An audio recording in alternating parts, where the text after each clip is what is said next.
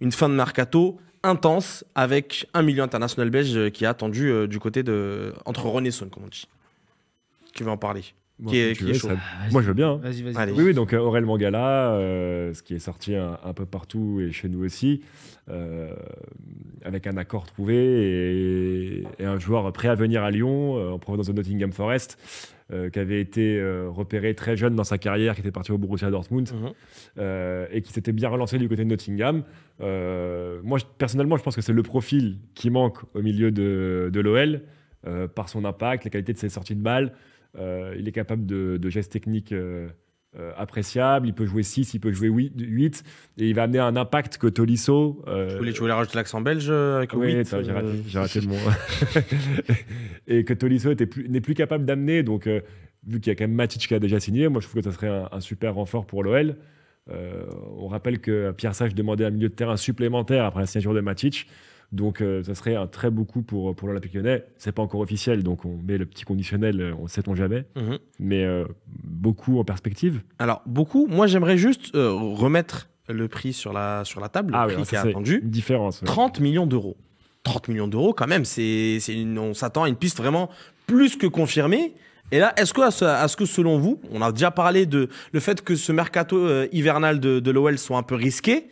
Est-ce qu'on rentre pas encore là aussi dans du risque avec 30 millions sur un joueur qui est quand même qui a montré de très belles choses à Nottingham Forest?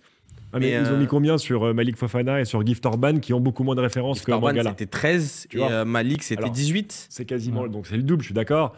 La vraie question c'est sur la DNCG, et ça je pense qu'on en reparlera après. À l'heure actuelle, je veux dire, voilà, maintenant les tarifs, un milieu de terrain à 30 millions d'euros. J'ai vu un tweet passer hier, je crois, ou aujourd'hui, je ne sais plus. Il disait à ce prix-là, je veux voir une frappe de 35 mètres en lucarne, 8 roulettes et 3 passes décisives.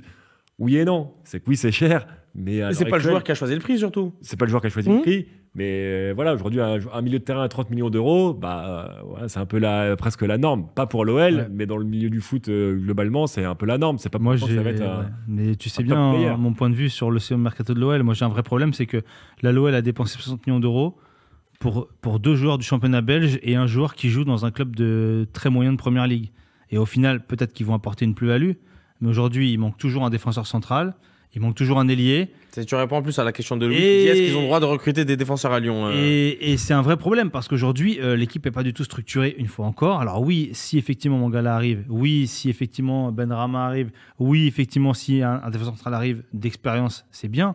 Mais on parle d'un club qui est en position de barragiste, qui reste sur 2 défaites, avec 6 buts encaissés, dans une situation qui franchement n'est pas très très glorieuse, avec une victoire à l'arrache contre Bergerac où ils ont joué en supériorité numérique, avec un Textor qui va dans l'équipe en disant tout va bien, on est au top, on sera en Ligue 1 l'année prochaine, on prépare déjà la saison prochaine. Est-ce qu'il n'y a pas une question un peu de déni dans tout ça? Et aujourd'hui, le vrai danger, c'est de créer une équipe justement, un peu comme ce que Marseille veut faire avec des joueurs commando. Est-ce qu'un Mangala, il va être en mode commando? Est-ce que le Fofana, qui était très très moyen la première mi-temps contre Rennes, va apporter ça? On a vu que Gift Orban, c'était pas... il va lui falloir du temps pour montrer l'étendue de son talent. Est-ce que c'est pas le temps qui va manquer à Lyon aujourd'hui? Donc moi, c'est plus ça qui me fait peur. Après, bien sûr, on va pas se mentir, voir un international belge qui joue en Première Ligue venir en Ligue 1, ça fait plaisir, hein, c'est sûr, c'est très bien. Mais est-ce que ça va suffire pour redresser une équipe quand même qui est dans le doute? Alors après, avec les recrues qu'on cite depuis tout à l'heure, déjà, le Lyon ne ressemblera pas au Lyon de la première partie de saison. Je voudrais juste revenir et répondre aux gens qui sont dans le live et qui parlent de l'option d'achat, 30 millions, c'est juste une option d'achat en cas de maintien. Déjà, avec l'OL, ce qui est bien, c'est que dans le communiqué, on saura avec précision de quoi il s'agit. Nous, on a le tarif de 30 millions d'euros. Comment ça a été bâti le deal et à quoi ça ressemblera au final? Il y a encore des petits doutes là-dessus, mais on le saura quoi qu'il arrive dans le communiqué de l'OL qui est obligé de préciser la structure de ces deals. Donc attendons de voir par rapport à ça. Et effectivement, il y a le vrai quand même risque d'un club qui était encadré par la DNCG il y a 6 mois et qui se retrouve à enchaîner les transferts à plus de 15 millions d'euros. Et après, comment tu fais pour... Faudra voir. C'est un peu coupe-gorge dans le sens où si ça marche et que ça se maintient, super. Si ça marche pas...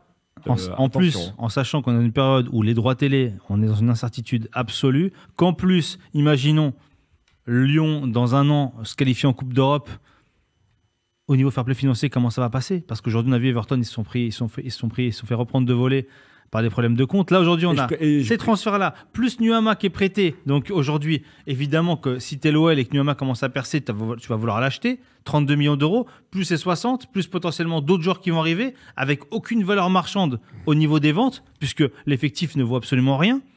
Et il va falloir s'accrocher. Et pour Mangala, il faut préciser que Nottingham a aussi besoin de liquidité, justement par rapport au fair play financier anglais.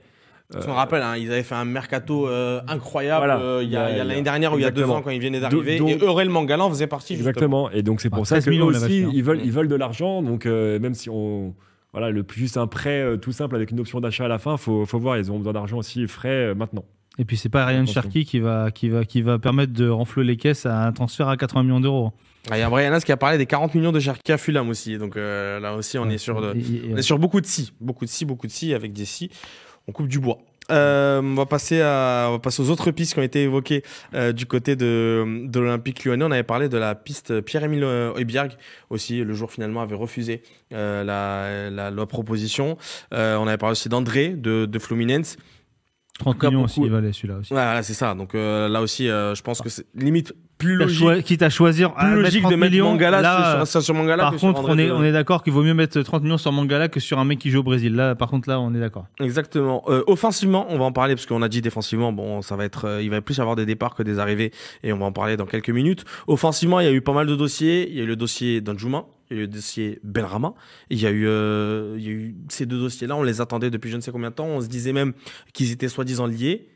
Et finalement, il n'y a ni l'un ni l'autre qui serait susceptible d'arriver à Lyon. Ah bah après, Textor en a parlé lui-même dans son entretien à l'équipe des deux, que c'était compliqué, notamment pour Danjuma, parce que Everton n'avait aucune raison de casser le prêt.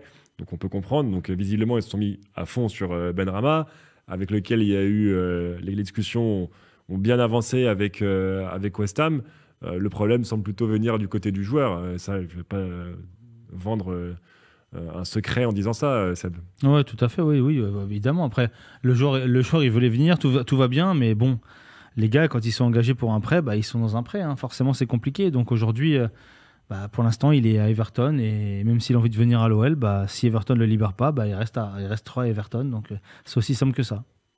Mais pour Benrahma, pareil, moi, ça serait un bon renfort pour l'Olympique Lyonnais, pour aider la Casette justement à être mieux servi. Mm-hmm. Mais encore une fois, si c'est un tarif aussi élevé que ce qui se dit, ça va faire quand même beaucoup à la fin du mercato d'hiver. On sera peut-être sur un des mercatos d'hiver les plus dépensiers pour un autre club. Et surtout, pourquoi la DNCG, ils auraient bloqué pendant 6 mois l'OL en disant attention, votre budget n'est pas équilibré, pour 6 mois après les laisser faire tout et n'importe quoi, à claquer des 60-80 millions d'euros pour recruter. C'est plus ça aussi qui est étrange. Donc attention au retour de bâton qui peut être assez violent, surtout si tu finis à une 15e, 14e place de Ligue 1 qui va pas normalement t'apporter beaucoup de liquidité vu qu'il n'y a pas de Coupe d'Europe.